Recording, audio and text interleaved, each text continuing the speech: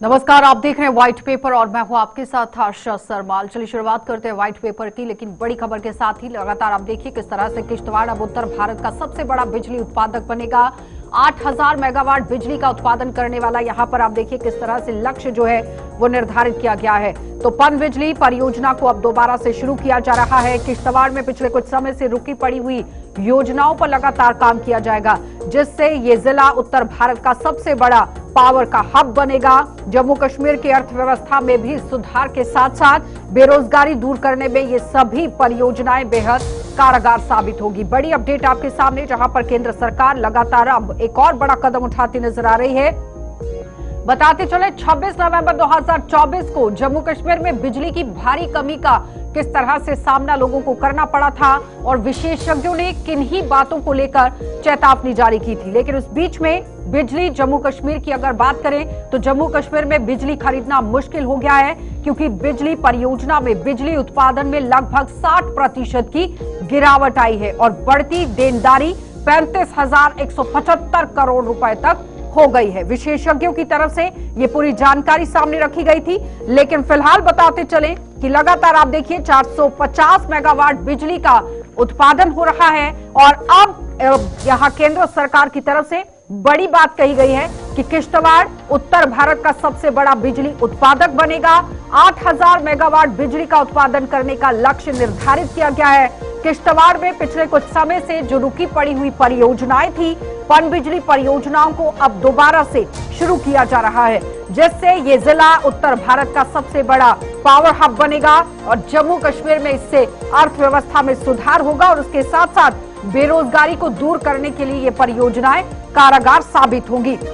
लेकिन उसके साथ साथ बताते चलें कि लगातार आप देखिए जिस तरह से जम्मू कश्मीर के अंदर 450 मेगावाट बिजली का उत्पादन हो रहा है, जिसमें जम्मू कश्मीर अपनी कुल क्षमता लगभग 1200 मेगावाट में से लगभग 450 मेगावाट प्रतिदिन बिजली का उत्पादन कर रहा है।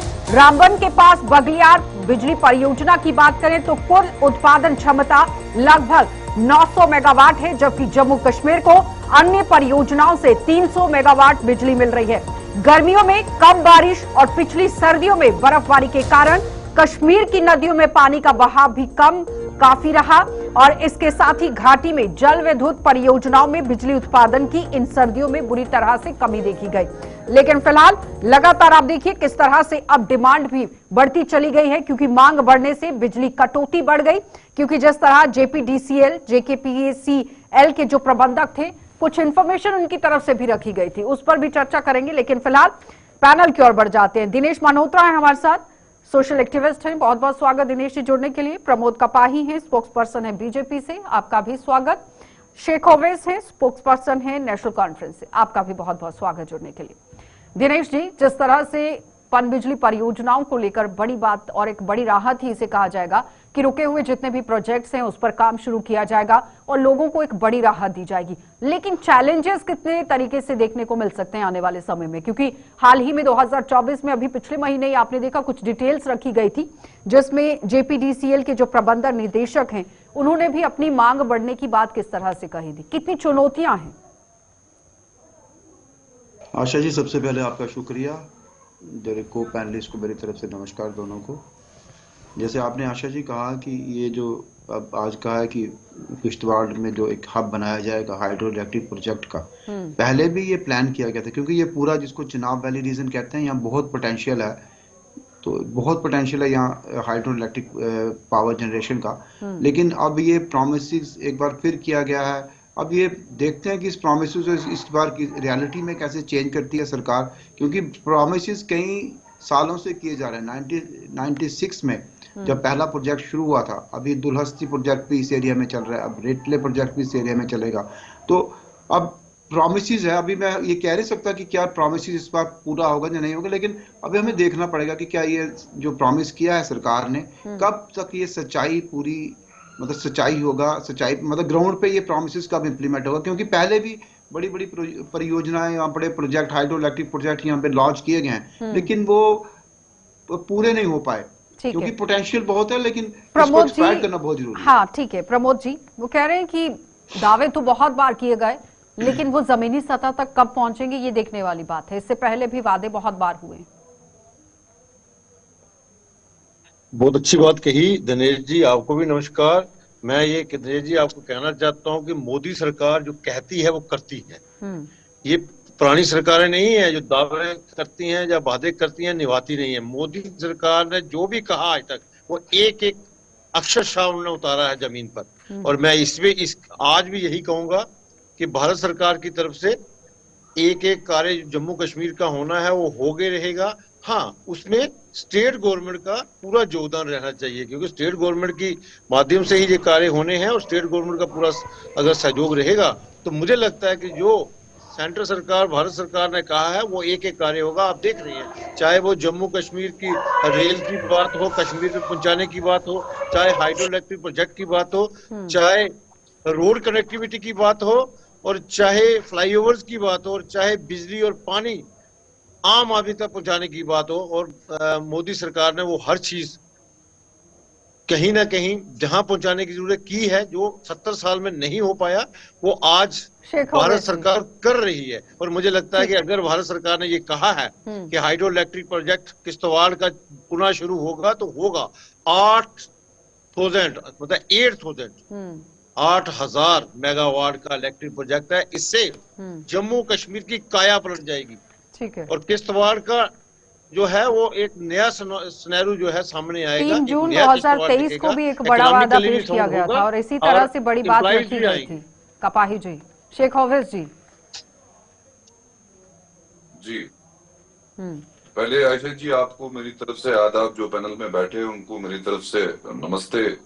एक अच्छी न्यूज है, एक पॉजिटिव न्यूज है कि 8,000 मेगावाट का जो ये प्रोजेक्ट हमारी गवर्नमेंट ऑफ इंडिया बीजेपी जो प्रॉमिस कर रही है, सेंट्रल गवर्नमेंट ऑफ इंडिया, काफी अच्छी न्यूज है। बट दुख तो इस बात का है कि जो हमारे मतलब हमारा रिसोर्स मतलब हमारी जगह मतलब हमें इलेक्ट्रिसिटी नहीं मिल रही है। ये पूरे इलेक्ट्रिसिटी पूरे नॉर्थ को सप्लाई करते हैं जम्मू कश्मीर से। पहले चाहे जम्मू वाला हो चाहे कश्मीर का हो, पहला हक उनका रहना चाहिए था। देखिए हमारे जो पावर प्रोजेक्ट के एग्रीमेंट्स इनके साथ थे वो खत्म हो चुके हैं, अभी तक उन पे नजरसानी नहीं की गई। अब आपको ये 8,000 मेगावाट का करना है, बट इसमें चाहिए कि इसमें पहले जम्मू कश्मीर के लोग बचे। लाइक कि अभी यहाँ पे कश्मीर के अंदर आपको पता ही है विंटर का टाइम है। कल रात तो -8 चला जा चुका है, कितना हार्श विंटर है यहाँ पे। हम चाहते हैं कि ये हम वेलकम करते हैं कि ये जो प्रोजेक्ट। लेकिन शेख हफीज जी, अगर ये प्रोजेक्ट अच्छे से काम करता है तो आपके लिए फायदेमंद साबित हो सकता है, क्योंकि 200 यूनिट फ्री बिजली भी तो आपने देने का वादा किया है। सॉरी, मैं कह रही हूं कि अगर ये प्रोजेक्ट दोबारा से शुरू होता है तो फिर आप लोगों के लिए तो काफी फायदेमंद ये बात रहेगी, क्योंकि 200 यूनिट फ्री बिजली देने की आपने बात की है मैनिफेस्टो में, तो आपके लिए तो ग्रीन सिग्नल हुआ। हमने तो 200 यूनिट का तो प्रॉमिस किया है। We are trying to, in fact Umar साहब हैज ऑलरेडी सेड इट कि इंशाल्लाह मार्च ऑनवर्ड्स हम वो 200 यूनिट जिस पे हमने प्रॉमिस किया है हम वो दे दे। बट यहाँ पे मैं सियासत नहीं करना चाहता हूँ, मैं as citizen of Jammu Kashmir बात करना चाह रहा हूँ अभी कि न कश्मीर के लोग बिजली की वजह से तंग हो जाए, न जम्मू के लोग। जब कश्मीर में होता है तो कटौती ऑलरेडी स्टार्ट है, क्योंकि हमारे पास वो जो सेंट्रल गवर्नमेंट ऑफ इंडिया ने जो सारा पावर प्रोजेक्ट प्लांट अपने पास रख के पूरे नॉर्थ में दे रहे, पहले इस पे हक है जम्मू कश्मीर के लोगों का। वो कह रहे कि यहाँ की बिजली जो आप लोगों को दे रहे हैं बाहर, पहले तो जिनका हक है उन्हें देने की जरूरत है। जी, वो मिलेगा। अगर जम्मू कश्मीर प्रोजेक्ट लगा तो जम्मू की प्राथमिकता होगी। मुझे लगता है कि इनको थोड़ी बुखलाहट हो सकती है किसी बात के लेकर, लेकिन सेंट्रल जो सरकार है हमारी उसको जम्मू कश्मीर का विशेष ध्यान रखा गया है हर लिहाज में। और मुझे लगता है कि जब ये प्रोजेक्ट होगा, जहां जो बिजली उत्पादन होगा वो उसका पूरा शेयर जो जम्मू कश्मीर को मिलेगा, उसमें कोई दिक्कत नहीं आएगी। दिनेश जी, देनदारी की बात कर लेते हैं। प्रोजेक्ट्स तो शुरू होंगे, लेकिन उस बीच में जो देनदारी है सबसे पहले तो वो चुकता करनी पड़ेगी। जो यहाँ डिटेल मैं खुद पढ़ रही हूँ, जो निदेशक की तरफ से बताया गया। उन्होंने कहा कि केंद्र से बिजली की खरीद करने वाले जम्मू कश्मीर में आज की तारीख में 35,175 करोड़ रुपए की बिजली की देनदारी है, जो 2020 और 21 के दौरान 16,580 करोड़ रुपए थी और 21-22 के दौरान ये बढ़कर 23,468 करोड़ हो गई और 22 और 23 के दौरान 31,889 तक पहुंच गई। तो अब यहां पर जम्मू क्षेत्र की बात करें तो 2347 करोड़ रुपए का राजस्व प्राप्त हुआ है, लेकिन कश्मीर में 1867 है। देनदारी को लेकर किस तरह से काम करेंगे, ये भी तो एक बड़ा चैलेंज होगा ना सरकार के लिए। इन्वॉल्व हूँ, आप भी इन्वॉल्व हैं। हम तो राइट्स की बात करते हैं, ड्यूटी की बात नहीं करते हैं। पिछले साल पार्लियामेंट में एक डाटा आया था कि टी&डी लॉसेस पूरी कंट्री में सबसे पहले नंबर नागालैंड है, दूसरे नंबर जम्मू कश्मीर है। जब तक हम टी&डी लॉसेस अपने कम नहीं करेंगे तब तक हमारी जो बिजली में हम सेल्फ सफिशिएंट हो नहीं पाएंगे। हम जितनी मर्जी बिजली जनरेट करें, अगर हम लोग चोरी ज्यादा होगी तो बिजली का जनरेशन का क्या फायदा होगा अगर हम चोरी करें। बाकी दूसरी बात यह है कि मेरा अपना ये ओपिनियन है कि अब जितने बड़े प्रोजेक्ट लगाएंगे, 800 मेगावाट का प्रोजेक्ट 8,000 का लगाओगे, ये इसको कंप्लीट होने में कई साल लग जाएंगे। मुझे लगता है कि सरकार को चाहिए छोटे छोटे प्रोजेक्ट, हमारे पास बहुत पोटेंशियल है 10-10 मेगावाट के, 5-5 मेगावाट के, हमें हिमाचल से सीखना चाहिए। हिमाचल सेल्फ सफिशिएंट है पावर में। हिमाचल ने बड़े प्रोजेक्ट नहीं लगाए हैं। बड़े प्रोजेक्ट का इकोलॉजिकल इन्वायरमेंटल इम्पैक्ट इतना ज्यादा पड़ता है कि सारा सिस्टम कोलैप्स हो जाता है। तो मुझे लगता है कि बड़े प्रोजेक्ट की जगह सरकार को छोटे छोटे प्रोजेक्ट 8-8, 10-10 मेगावाट के प्रोजेक्ट लगाने चाहिए, ताकि उन प्रोजेक्ट का जम्मू कश्मीर सरकार वो अपने प्रोजेक्ट लगाए। एनएचपीसी या केंद्र की एजेंसीज पे सरकार को डिपेंड ना रहना पड़े। जब सरकार अपने छोटे छोटे प्रोजेक्ट लगाएगी तो सरकार अपने प्रोजेक्ट अपने इलाके में ही सरकार बिजली की सप्लाई करेगी। जब आप एनएचपीसी से प्रोजेक्ट लगाते हो, क्योंकि जम्मू कश्मीर सरकार के पास इतना पैसा तो है नहीं है, तो एनएचपीसी अगर प्रोजेक्ट लगाता है तो वो अपनी टर्म्स एंड कंडीशन पर लगाएगा। जम्मू कश्मीर सरकार को एमओयू साइन करना पड़ेगा, इतनी बिजली केंद्र को देना पड़ेगी। आपके पास अगर पैसा नहीं है आप कैसे बिजली मांग सकते हैं। मुझे मेरी ये सजेशन मतलब मेरा अपना ओपिनियन है कि छोटे प्रोजेक्ट पहले जितने भी प्रोजेक्ट्स लगाए गए हैं उसका कितना फायदा हुआ है वो आप भी बेहतर समझते हैं। बहुत अच्छी बात है, छोटे प्रोजेक्ट लगने चाहिए, लेकिन वो स्टेट सरकार को देखना है। वो छोटा प्रोजेक्ट जो स्टेट सरकार की तरफ से लगते हैं, सेंटर का तो प्रोजेक्ट बड़ा ही होगा और सेंटर की कोशिश रहती है कि अच्छे प्रोजेक्ट लगे, बड़े लगे, उसमें स्टेट का भी हिस्सा मिले और सेंटर को भी मिले। ये बात ठीक है कि स्टेट के पास इतना पैसा नहीं है, इतना इंफ्रास्ट्रक्चर नहीं है, लेकिन छोटे प्रोजेक्ट भी हम स्टेट खुद तो लगाएगी नहीं, वो भी आगे कॉन्ट्रैक्ट पर देगी, आगे कॉन्ट्रैक्टर लेगा, कोई काम करेगा, उसमें भी एमओयू साइन होगा। तो वो 1-2 प्रोजेक्ट जो चल भी रहे हैं। ये अच्छी बात है कि स्टेट गवर्नमेंट इस पे इनिशिएट करे और छोटे प्रोजेक्ट सरकार की तरफ से और कहीं प्राइवेट पब्लिक प्राइवेट बन के उसको किया जाए तो मुझे लगता है कि वो भी अच्छा काम है कि अगर छोटा प्रोजेक्ट लगाना है तो फिर आप लोगों को आवाज उठानी पड़ेगी। वो तो स्टेट गवर्नमेंट का काम है। अच्छी है कि हमें बढ़ावा देना चाहिए कि ये जो कह रहे हैं कि 10-10, 20-20 मेगावाट के जो छोटे प्रोजेक्ट्स वो भी स्टार्ट होने चाहिए। बट अगर गवर्नमेंट ऑफ इंडिया ये 8,000 मेगावाट की जो बात कर रहे हैं तो इन्होंने सही फरमाया था। फिर जो हमारे एनएचपीसी वाले हैं उनके साथ जो एग्रीमेंट साइन हो, वही तो मैंने कहा कि पहले इस पे जम्मू कश्मीर के लोगों का हक होना चाहिए। देखिए रिसोर्स तो हमारे स्टेट के ही तो यूज हो रहे हैं ना, तो अगर लेकिन आप पर पहले ही उधार है तो फिर आप कैसे मांग सकते हैं? ये ना हो जाए कि सवाल है ना, सॉरी पहले से ही अगर उधार है तो फिर कैसे मांग सकते हैं अपना शेयर? पहले तो उधार चुकता करना पड़ेगा ना। देखिए जो वही उधार की बात इसलिए हो रही है क्योंकि जो एग्रीमेंट्स एनएचपीसी के साथ थे उसको खत्म हुए काफी टाइम हो चुका है, जिसपे हमने काफी बार आवाज भी उठाई है। उस पे रंगराजन कमेटी आई गेस उस टाइम पे भी वो हमने आगे दिया था कि जो हमारे जो प्रोजेक्ट्स है वो हमें वापस मिलने चाहिए। तो फिर जो भी ये खाली हमारे स्टेट का जो कर्जे की बात कर रहे हैं आप, मैं आपको ऐसे 20 स्टेट्स गिना सकता हूं देश में जहां पे लाखों करोड़ों का कर्जा उन स्टेट्स पे है। बट उसको इस 35,000 करोड़ को लेके आप स्टेट का हक नहीं मार सकते हैं। इस पे एक प्रॉपर एक एक एमओयू जो भी कल के डेट पे एनएचपीसी के साथ होना चाहिए, जिसमें मैक्सिमम शेयर जम्मू कश्मीर के। मैं नहीं चाहता हूं कि कम से कम जम्मू कश्मीर के आवाम को इस चीज से फायदा हो। ये नहीं कि कल को 8000 मेगावाट का प्रोजेक्ट बन गया तो जम्मू कश्मीर का बेचारा रिसोर्स, जम्मू कश्मीर का, स्टेट का, फिर उनको फायदा नहीं। हम चाहते हैं कि मेजोरिटी ऑफ शेयर उससे, जिससे हम कम से कम ऐसे क्राइसिस में न रहे। विंटर जब कश्मीर में रहता है तो पावर कट्स रहते हैं, जम्मू में जब गर्मी होती है तो जम्मू वाले भी बेचारे फेस करते हैं उस टाइम पे, फिर वो पावर कट्स ना रहे। कम से कम उतना जो पावर की सप्लाई है कम से कम उतनी हमें कल के डेट पे दी जाए। वो कह रहे हैं कि कम से कम इतना काम तो होना चाहिए कि जम्मू और कश्मीर की जनता को राहत हो। इस पर तो काम किया जा सकता है सरकार की तरफ से, क्योंकि जो प्रोजेक्ट चल रहे हैं जम्मू कश्मीर, पकलदुल है, कीरू है, कुवार है, किरथाई है।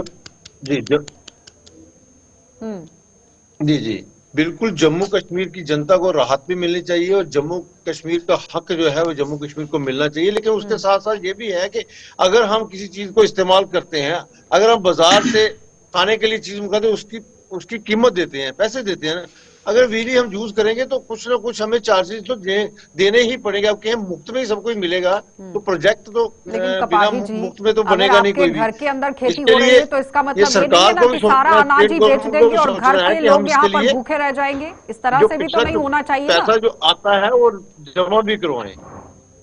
कपाही जी आपकी आवाज नहीं आ रही, कट रही। मैं कह रही हूँ कि ऐसा भी नहीं होना चाहिए कि अगर आपके पास अनाज है तो उसे आप पूरा ही बेच दीजिए और घर के लोगों के पास बचे ही ना कुछ। उसको लेकर भी तो सोचना पड़ेगा ना। मैं समझ नहीं पाया आपकी बात। मुझे तो पर्सनली डर लग रहा है कि ये कल के डेट पे अडानी और अंबानी के पास ना चला जाए ये जो 8000 मेगावाट टन का है। इसलिए तो मैं कह रहा हूँ कि स्टेट का हक है, जम्मू कश्मीर के अवाम का इस पे हक है। आप लोगों ने कल के डेट में जाना चाहिए कि हमने देंगे कुछ, ऐसे वो कम से कम हमें अपना रेवेन्यू जनरेट करना होगा। हमें काम करने के लिए अगर किसी भी स्टेट को जब तक अपना रेवेन्यू नहीं होगा कोई भी स्टेट जो है सरवाइव नहीं कर सकती। आपकी ये सोच है कि शायद ये ऐसा हो जाएगा तो ऐसा नहीं हो जाएगा, ऐसा करेंगे तो ऐसा हो जाएगा, ऐसा नहीं है। सरकार को ये भी सोचना है कि हमें सरकार चलानी है तो उसके लिए रेवेन्यू भी चाहिए, और हमें सरकार चलानी है तो लोगों को सुविधा भी देनी है। हमें सरकार चलानी है तो लोगों के हित की बात भी करनी है। तो इस चीजों को सोचना होगा। कोई भी स्टेट है, जिस स्टेट में अगर कोई सेंट्रल प्रोजेक्ट लगाती है तो सेंटर अपना उसका शेयर सेंटर का रहता ही है। कपाही जी आवाज आ रही है? उसमें ऐसा नहीं है कि जी बोलिए। कपाही जी सवाल यहाँ पर यह है कि प्रोजेक्ट्स आप लगाइए, कोई मना नहीं कर रहा है, क्योंकि विकास अगर होता है तो वो सबका फायदा है। एक तो लोकल प्रायोरिटी होनी चाहिए क्योंकि एम्प्लॉयमेंट को लेकर भी बात हुई है, इकोनॉमिक चीजों को लेकर भी बात हुई है, इकोनॉमी बढ़ेगी तो ये तो फायदा जम्मू कश्मीर का होगा। लेकिन लोकल प्रायोरिटी होनी चाहिए, जम्मू कश्मीर के लोग प्रायोरिटी होनी चाहिए कि आखिर अगर जो पहले यहाँ पर एमओयू साइन हुए थे जिसकी वजह से खामियाजा जम्मू कश्मीर की जनता को भुगतना पड़ा, वो आने वाले समय में ना हो। ऐसा तो हो सकता है कि नहीं हो सकता? इस पर तो आप ही लोगों को विचार करना है। और पहला सवाल जो मैंने आप पर छोड़ा था, जिस पर आपको आवाज नहीं आ रही थी, ये कहना है कि अगर आपके घर के अंदर चीजें उगाई जा रही है या अनाज बहुत ज्यादा, एग्जाम्पल के तौर पर आपके सामने मैं रख रही हूँ, तो उसका मतलब ये तो नहीं है कि दुकान पर जाकर आप सब कुछ बेच देंगे। घर वालों के लिए भी तो कुछ सामान रखेंगे कि नहीं? बिल्कुल, वो तो मैंने पहले ही कहा कि जो जम्मू कश्मीर का हक है वो मिलना चाहिए और मिलेगा भी।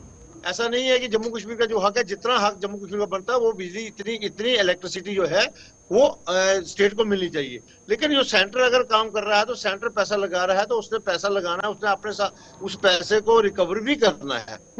उसके साथ साथ ये बात जो कही आपने कि जम्मू कश्मीर का राशन घर में अगर पैदा करते हैं बाजार में सारा, ऐसा नहीं है। अपने घर के लिए तो रखना पड़ेगा ना।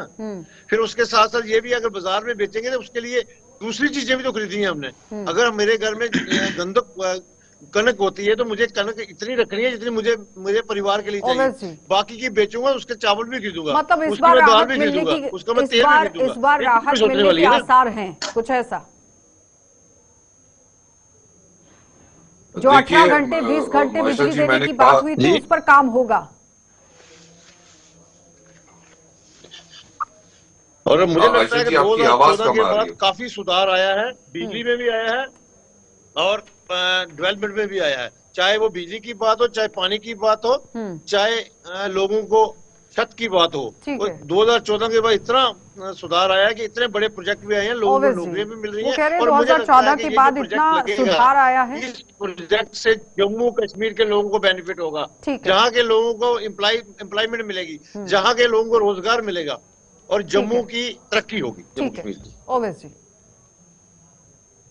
नहीं, हम कब नहीं चाहते हैं कि जम्मू कश्मीर के लोगों की तरक्की हो जाए, हम कब नहीं चाहते हैं कि एम्प्लॉयमेंट आ जाए, बट मैंने आपको क्लियर किया कि देखिए, सोच भी पॉजिटिव सेंटर रखनी पड़ेगी भाई यहाँ साहब, पे सोच पैसा पॉजिटिव लेके लगाएगा, चलना पड़ेगा। वो प्रोजेक्ट हम एग्जीक्यूट हमेशा करेंगे, बट हम हमेशा एक रिसोर्सेज दूसरे तो से स्टेट पूछते के रहेंगे हैं तो ना। सामने सो ये हाथ से हाथ मिला के चलना पड़ेगा। इस टाइप के हमको स्टेट और सेंटर को एकजुट होकर हाथ से हाथ मिला के चलना पड़ेगा, तभी डेवलपमेंट होगी। और सोच पॉजिटिव लेके चलना पड़ेगा। बट हम अगर ऑन राजनीति करेंगे ऑन तो फिर मुझे नहीं लगता कोई काम हो पाएगा, कोई प्रोजेक्ट जिसमें चल इंसाफ पड़ेगा। होएगा, then only it राजनीति would से be ऊपर good उठकर कार्य shaking करना होगा। hands with the center and the state। जब इंसाफ होएगा, इंसाफ तब होएगा कि जब मेरे जम्मू कश्मीर के हर एक घर में इलेक्ट्रिसिटी मिलेगी। और मैं नहीं चाहता हूं कि मैं कह रहा हूं कि आप फ्री ऑफ कॉस्ट इलेक्ट्रिसिटी दे दो, बट ऐसा तो हो सकता है ना कि लाइक अब हमारा रिसोर्स यूज हो सकता है। अगर आप ये बाहर यूनिट 5 रुपए का बेच रहे हो, जो जम्मू कश्मीर का जो नागरिक है उसको वही 2 रुपए में मिले, क्योंकि हक रखता है जम्मू कश्मीर का हर नागरिक इस चीज को लेके, क्योंकि जो मेन रिसोर्सेज है, आप पैसा तब लगाओगे ना जब हमारे पास स्टेट में, अगर हमारे पास नहीं होता तो ठीक है, हो गया। सेंट्रल गवर्नमेंट जवाब दीजिए दिनेश जी, लास्ट कमेंट कीजिएगा कि कितना फायदा और कितना नुकसान देखने को मिल रहा है। ये बात बिल्कुल जेन्युइन है कि जो जम्मू कश्मीर का पहला राइट है, हमारे नेचुरल रिसोर्सेज जितने भी हैं, क्योंकि अगर बिजली यहाँ से जनरेट होती है तो जम्मू कश्मीर के लोगों का पहला राइट है, जम्मू कश्मीर के लोगों को प्रायोरिटी मिलनी चाहिए। जो सरकार अभी सत्ता पे बैठी है, जब सरकार NHPC के साथ MOU साइन करती है तो ये सरकार की जिम्मेवारी है कि सरकार MOU ऐसा साइन करे कि जम्मू कश्मीर को उसका पूरा हक मिले। दूसरी बात ये कि जो ये 8000 मेगावाट का प्रोजेक्ट है, इस पे ज्यादा हमें आशा नहीं रखनी चाहिए। हमें ना अभी अपने पावर रिफॉर्म्स को करना चाहिए, क्योंकि 8000 मेगावाट का प्रोजेक्ट लगने में 20 साल लगेंगे अभी तक। ठीक, तब तक दुनिया बदल जाएगी। इससे पहले तो पकलदुल भी चल रहा है, 1000 मेगावाट है, किरू जल परियोजना चल रही है, 624 है, 540 मेगावाट कवार जल है, कठाई सेकंड है जो जल विद्युत परियोजना 930 चल रही है। तो 8000 आ जाएगा। वो कह रहे हैं कि ज्यादा उम्मीदें नहीं रखनी चाहिए, काफी लंबा समय अभी लगेगा। बहुत बहुत धन्यवाद दिनेश जी जुड़ने के लिए। कपाई जी आपका भी धन्यवाद और ओवैसी जी आपका भी धन्यवाद। तो फिलहाल जल विद्युत परियोजनाओं को लेकर बात हो रही है कि किश्तवाड़ हब बनने वाला है, लेकिन अगर जम्मू कश्मीर के लोगों को प्रायोरिटी पर रखकर काम किया जाए तो ये सीधा फायदा जम्मू कश्मीर की जनता को भी हो सकता है, इकोनॉमिक तौर पर भी हो सकता है, रोजगार के तौर पर भी हो सकता है और बिजली की जो आघोषित कटौती चल रही है उस तौर पर भी देखा जा सकता है। लेकिन अब देखना यह बहुत अहम रहेगा कि केंद्र सरकार की तरफ से कैसी राहत जम्मू कश्मीर की जनता को दी जाती है। आप देखते रहिए कार्यक्रम।